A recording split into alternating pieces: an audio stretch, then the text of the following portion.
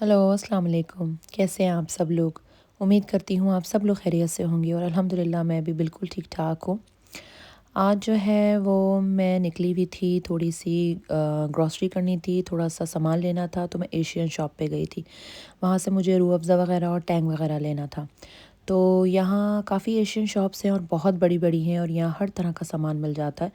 तो यहाँ मैं एक स्टोर है मैनचेस्टर स्टोर, मैं वहाँ आई थी और यहाँ मुझे थोड़ा सा सामान वग़ैरह लेना था अफ्तारी के लिए, क्योंकि वो रूह अफ़ज़ा जो है वो ख़त्म हो गया था और क्योंकि रोज़ बन रहा होता है तो जल्दी-जल्दी ख़त्म हो जाता है।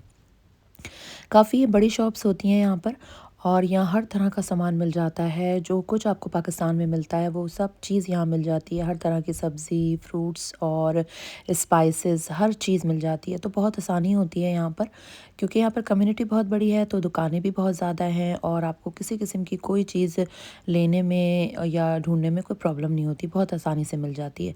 कोई भी रेसिपी बनानी हो तो कोई भी इंग्रेडिएंट्स ना मिल रहा हो तो हम इन एशियन शॉप्स पे आते हैं और तुम्हें आराम से मिल जाता है। तो यहाँ मैं रूह अफ़ज़ा वग़ैरह लेने आई थी, उसके अलावा मैं पफ़ पेस्ट्रीज़ लेने आई थी पेटीज़ के लिए, लेकिन वो मैं काफ़ी दिनों से यहाँ पर आ रही हूँ, मैं 3-4 चक्कर लगा चुकी हूँ, लेकिन यहाँ पता नहीं आ नहीं रही हैं या इत्तेफ़ाक की बात है कि जब मैं आती हूँ तो ख़त्म हो चुकी होती हैं। तो आज भी मैं आई थी तो यहाँ मुझे पफ़ पेस्ट्री नहीं मिली थी और मैं चाह रही थी कि मुझे मिल जाए और मैं सोच के आई थी कि मुझे जितनी भी मिलेंगी मैं सारी ले लूँगी। लेकिन वो मिल ही नहीं रही हैं तो मुझे तो एक भी नहीं मिल पाई। तो बहरहाल यहाँ फिर टैंग लिया। टैंग अब्दुल वासे को बहुत ज़्यादा पसंद है और अच्छा भी लगता है, तो 2 तरह के शरबत हो जाते हैं।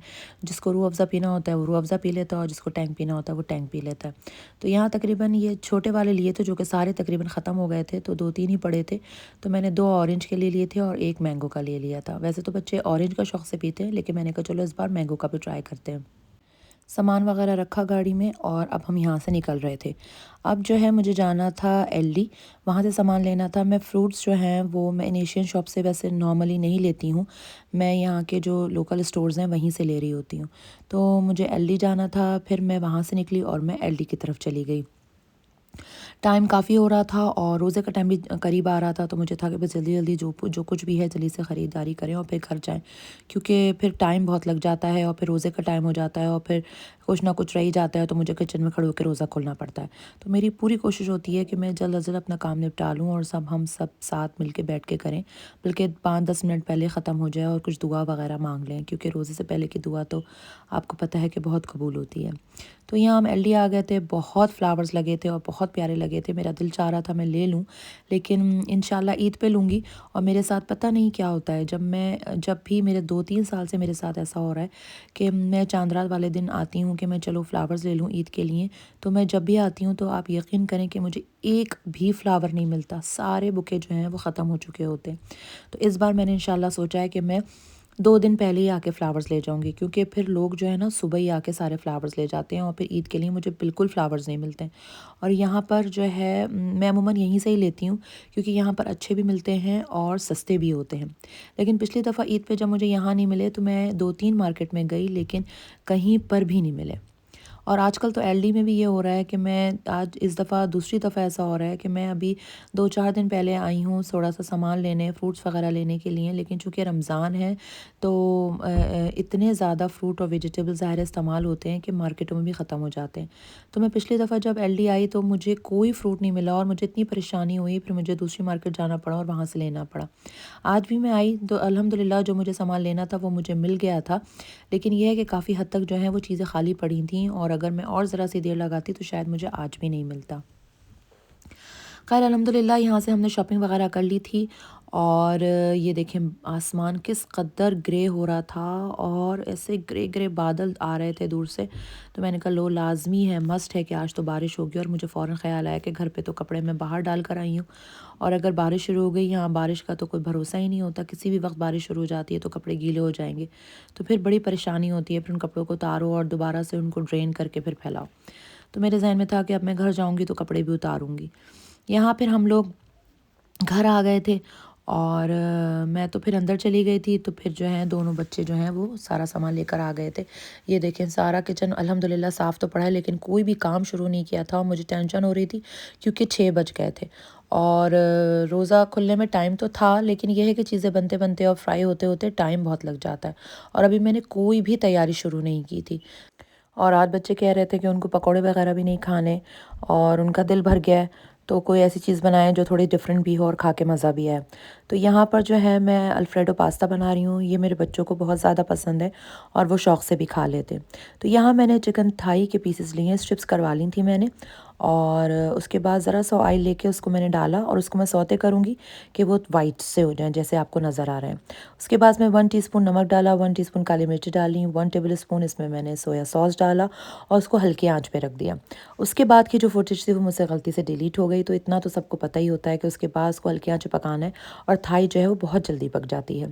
दूसरे पैन में ज़रा सा ऑयल डाल के मैंने वो मशरूम्स के पीसेस किए थे उनको ज़रा सा सौते किया, उनको निकाल लिया। फिर उसी पैन में मैंने बटर डाला।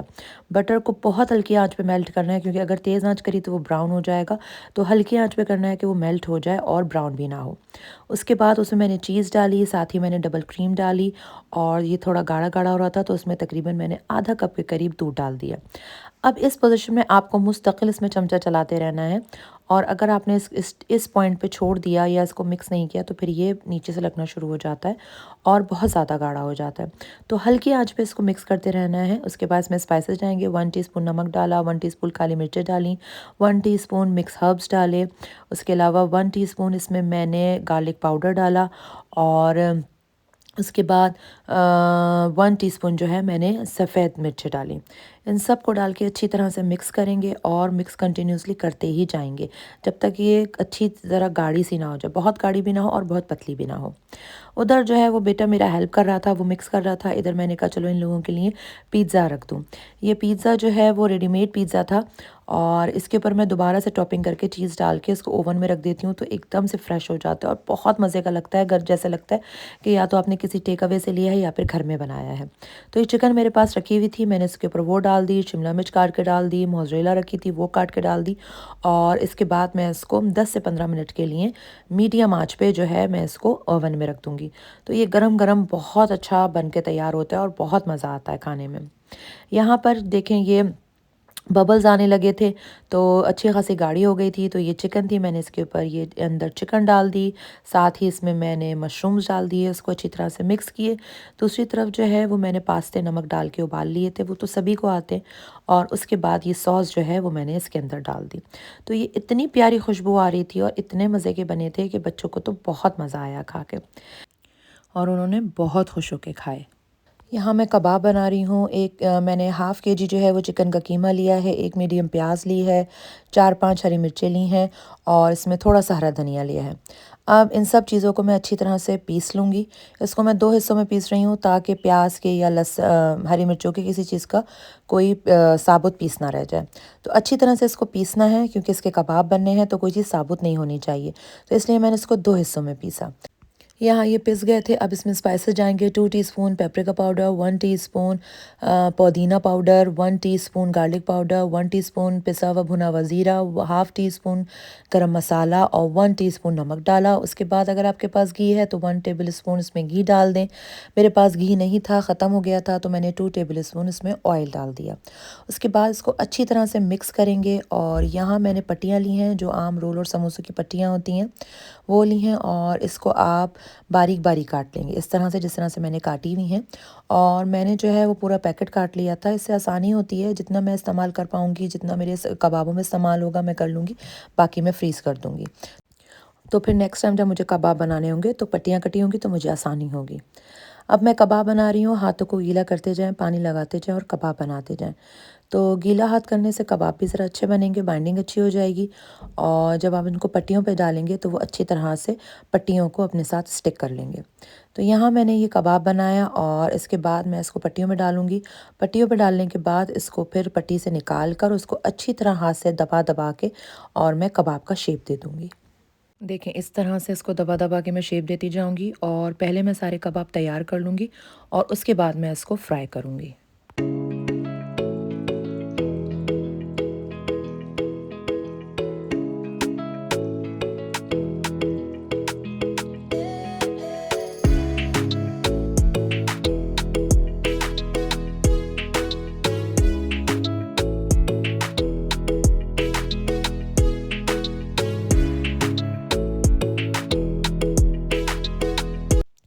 ये देखिए यहाँ मेरे सारे कबाब तैयार हो गए थे और हाफ़ केजी चिकन में तकरीबन 11 से 12 कबाब बन जाते हैं।